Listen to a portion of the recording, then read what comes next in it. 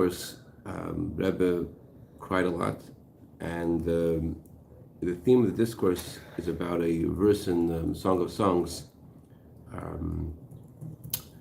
Open up for me, my sister, my bride. Hashem tells the Jewish people, please open up for me. And the Jewish people respond, how can I open up for you? In the language of Song of Songs, I've already taken off my clothing, and how can I dirty my feet and go to open the door for you?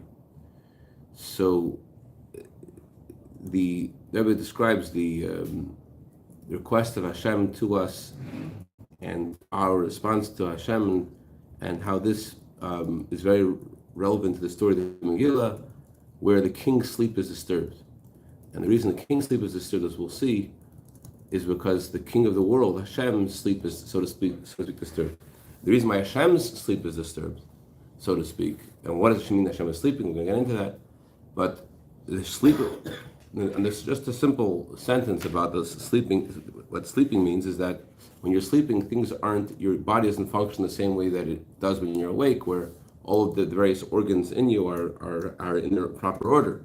When you're asleep, not only could you have dreams about things which aren't normal, but the whole functioning of your body, instead of the main focus being your higher faculties, like your intellect and your feelings, and in your sleeping, your digestive parts of your body are more dominant. Is that true, Doctor? Absolutely. Okay. Vagal influence.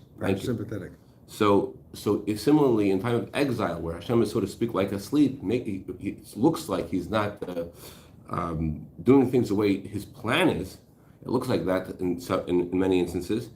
When you see the Jewish people are being tormented by the nations in whom they are exiled. So the reason for this, as we'll see, is because Jewish people are asleep, because we are asleep to Hashem's requests of us.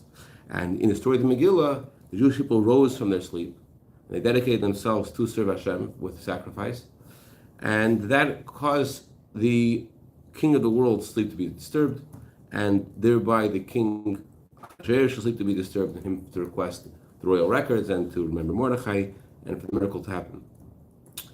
But it's not only about the king sleeping disturbed because of our devotion to him. It's also something, as we'll see, that the Eibush is our father. He can't stand. It's not literally asleep. When we have pain, he has pain, and therefore his sleep is disturbed not only when we wake up, but even when he's sleeping, he's not sleeping. Okay, let's go right to the discourse. Balilah, that night the king's sleep was disturbed. The previous Rebbe quotes a custom that the Mariel mentions. That when the reader gets up to the words on that night, he must raise his voice. Why? Because that is when the main miracle occurs. And the previous Rebbe asks about this. It would seem that the main miracle was the request of Esther and all the things that she did to nullify the decree, and how Ahasuerus put out the golden scepter. Why does the Mariel say that the main miracle is a king sleeping disturbed?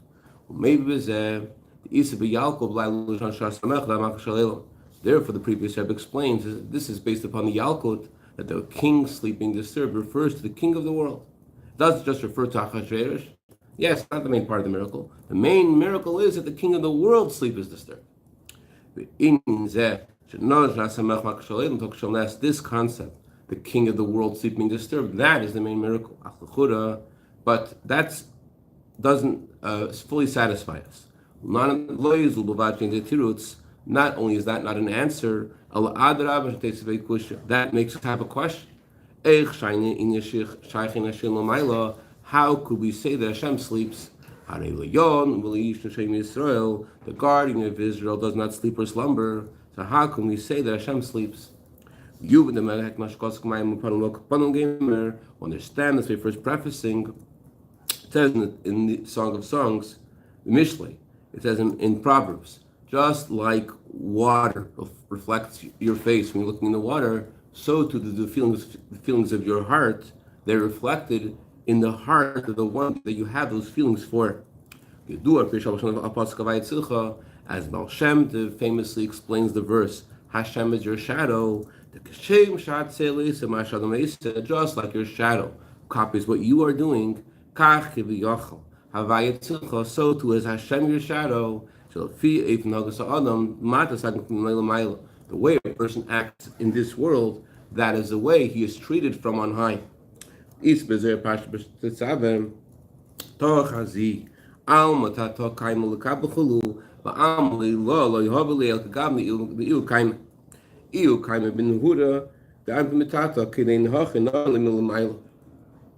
The Zohar says, come and see, this lower world is in sync with the higher world. The higher world bestows upon this world nothing other than what is happening in this world.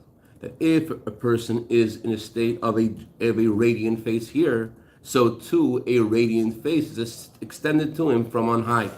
What this means practically is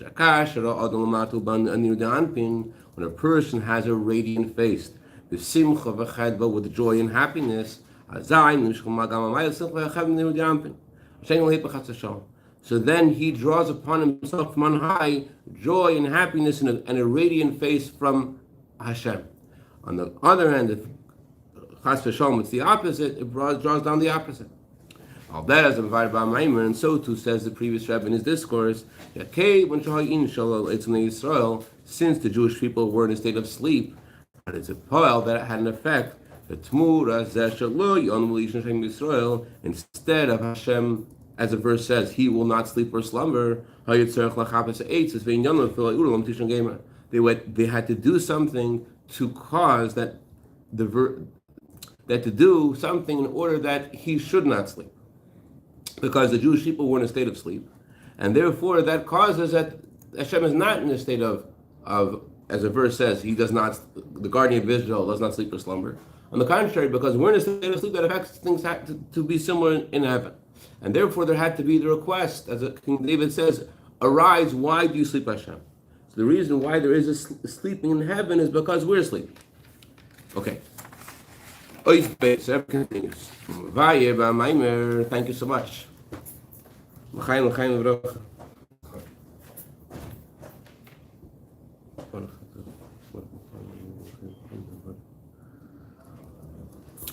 And the priest explains in his discourse, what's the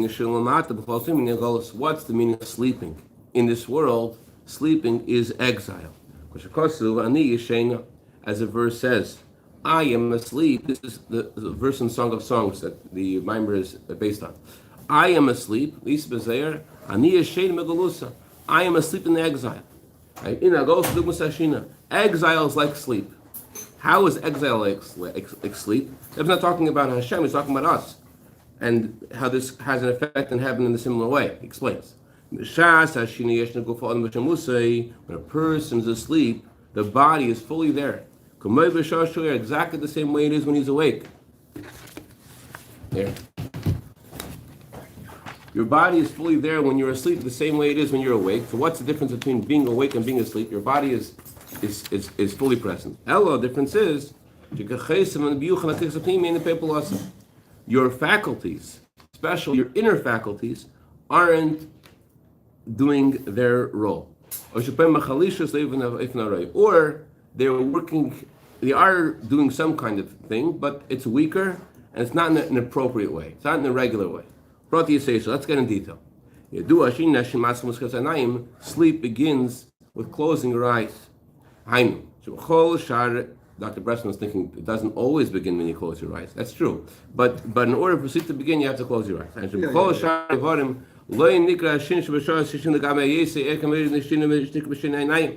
But all the other limbs of the body, you cannot notice the change that happens when the person is asleep.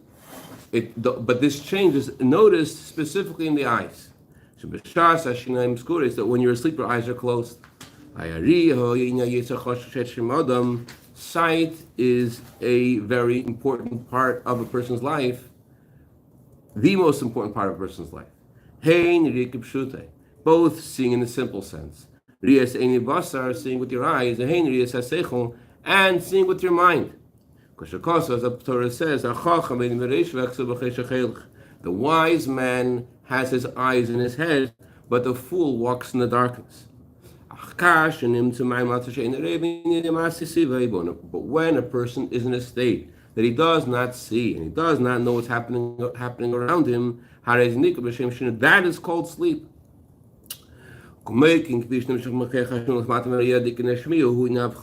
And so too is this true regarding the power to hear.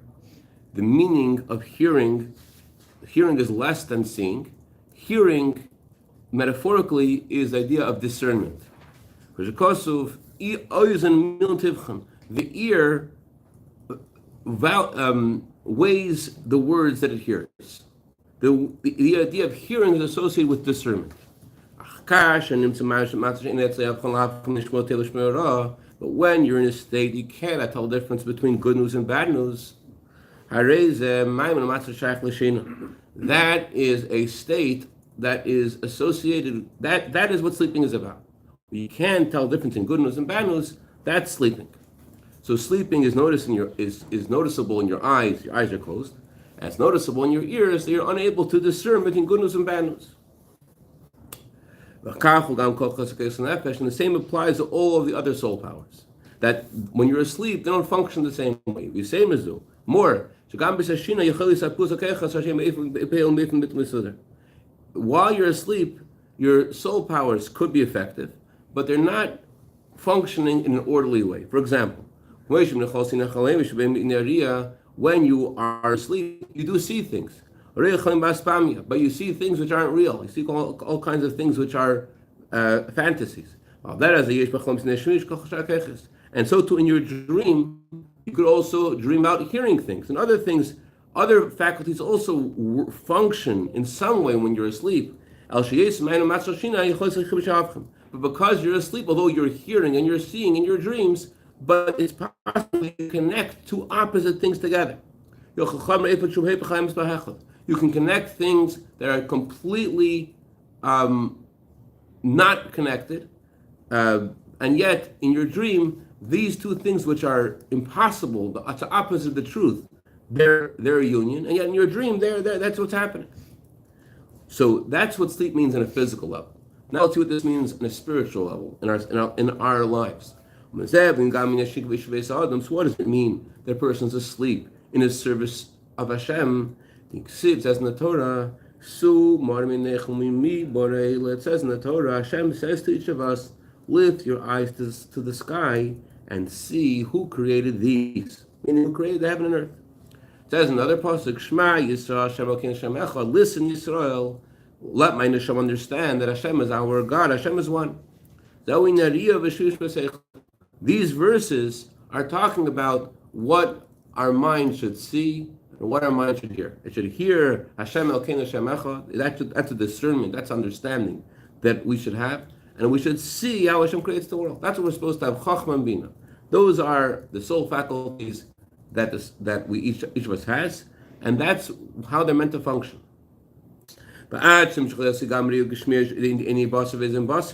And our soul's perception of Chachma and Bina is able to affect the actual way we look and hear at the world. What we see in the world, we hear from the world, that's affected by the way our Chacham Bina channels things to us. Our Chacham Bina is the way Chacham Bina, their soul, is meant to appreciate Hashem Echad, meant to appreciate Mibara Eila, meant to appreciate the creation of Hashem, and that's supposed to affect the way we see and hear things. But when you're missing this, if instead of seeing and hearing Shema Yisrael, you're not, then you could fall really low. If you're not seeing how the Eibishter is creating the world, your world, then you could really fall down. That's why exile is called sleeping. Because again, when you're sleeping, you don't see, you don't hear. And so to a person who's in exile, he's not in miracles. when the Beis Hamikdash was standing, they saw godliness vividly. Maamar Azal, next page. Just like there was a commandment for everyone to appear in the Beis Hamikdash, so too they also saw godliness in the Beis Hamikdash. 10 miracles happened every day in the Beis Hamikdash. They saw miracles. They saw them with their physical eyes. However, in the time of since the destruction of the Beis Hamikdash, we don't see your miracles. What that means is, says there are miracles, but our miracles that are happening to us, we don't see. The person to whom the miracle happens doesn't recognize the miracle happened. So in time of the Beis Hamikdash, we have these vivid miracles you could see with your eyes. You see godliness, but exile is like being asleep. In exile, you don't see, you don't hear, although miracles are happening to you, and yet you don't notice them. That's the idea of being asleep. So everyone follow why exile is associated with being asleep? Okay. Since Hashem is your shadow, so just like when you look in the water, you see a reflection of your face, so too the feelings that a person has in this world, in his heart, they reflect in the heart, so to speak, of Hashem. That causes Hashem, so to speak, also to be asleep. What that means is, the verse says, where are Hashem's eyes naturally? The eyes of Hashem are to the righteous, his ears are to their cry. It's the eyes of Hashem scout out the whole earth. There are also other verses which denote Hashem's providence. So because a person is lacking in his service of Hashem, that causes that, so to speak, Hashem ascends higher and higher. Doesn't mean that literally Hashem goes somewhere, but it means it looks like Hashem has withdrawn. You don't see the things going according to it seems what the Torah's plan would be. And what happens is that Hashem is, so to speak, asleep. And then, just like when we're asleep, two opposites are connected to each other. So too, Hashem's providence, when He is asleep, is also in a way that two opposites are connected to each other. When we dream, two opposites come together. In Hashem's providence, when He is, so to speak, asleep, when He pretends to be asleep, although He's in pain, what He does is He does things that connect to opposites which are completely not connected. That Hashem gives abundance, but the abundance doesn't come in a good place. The abundance comes in a not good place, the opposite. And the opposite, the truth can happen.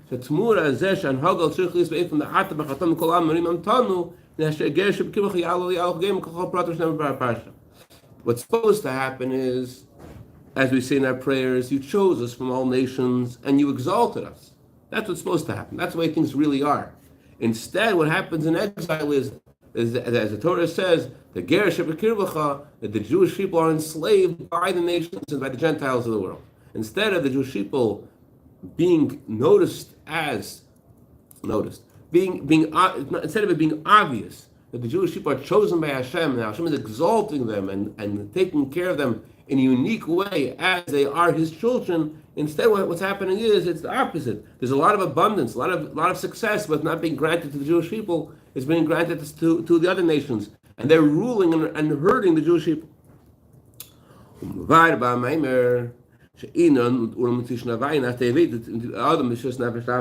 So how do we affect the fulfillment of the verse? Awake, arise. Why do you sleep, Hashem? How do we cause Hashem to, so to speak, arise from his sleep? This is through our service of Hashem in a way of absolute dedication, with Mesiras Nefesh. What does that mean? Since our soul powers are not functioning, they're asleep, we're not seeing godliness, we're not seeing Hashem and hearing Shema Yisrael Shem Echad. That's not we're saying Shema Yisrael Shem Echad, but we're not hearing it the way we're meant to. We don't have it there.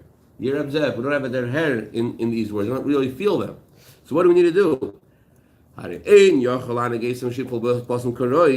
you're not able to relegate your behavior to be based just on your soul powers, that it should be the way it's meant to be. You can't cause, as we learned yesterday, the Maamar about Amalek, that the first step one is that you have to force yourself to do the right thing, because left to your own devices of how you think and feel, you go the wrong way. So we learned yesterday how your faith in Hashem has to govern everything. So that requires B'siras Nefesh, that requires friction. You're pushing yourself to do something that you don't feel you want to do. So that's because you're asleep. Your eyes and ears and your thoughts and feelings aren't in the right place. So therefore, what do you need to do?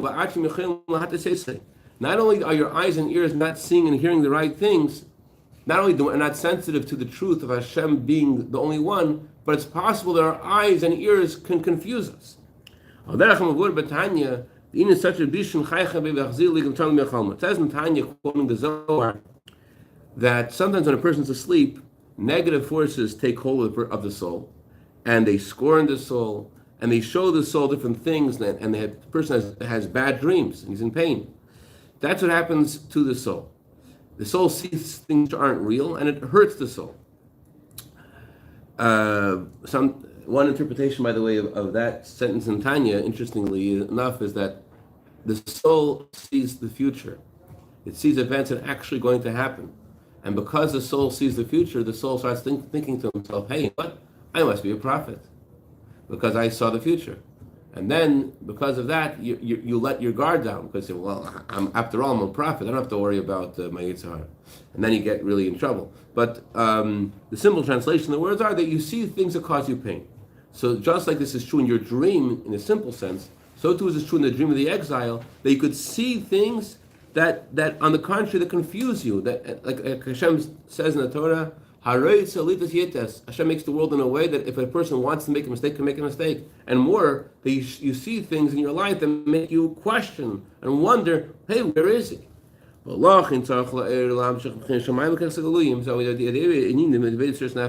And therefore, you have to summon something that's deeper than your soul powers. You can't rely on your power of Chachma and Bina, because they're seeing and hearing other things. You have to summon and arouse within you your service of Hashem, of Mesiras Nefesh, of total devotion.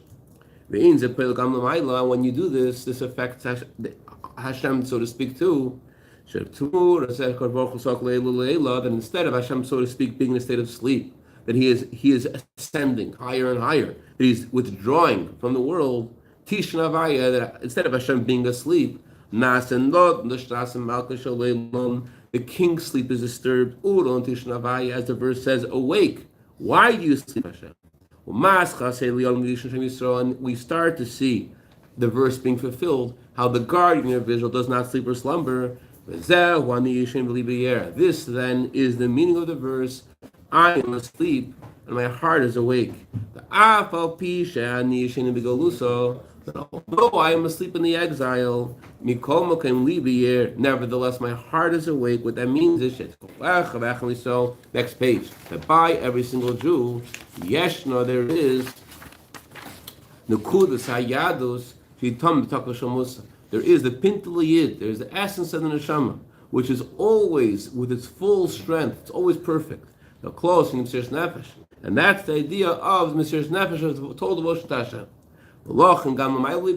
So because a Jew's heart is awake, because a Jew's heart is aroused to be devoted to Hashem with absolute devotion of Mesiras Nefesh, that causes also in heaven that the Hashem's heart is awake.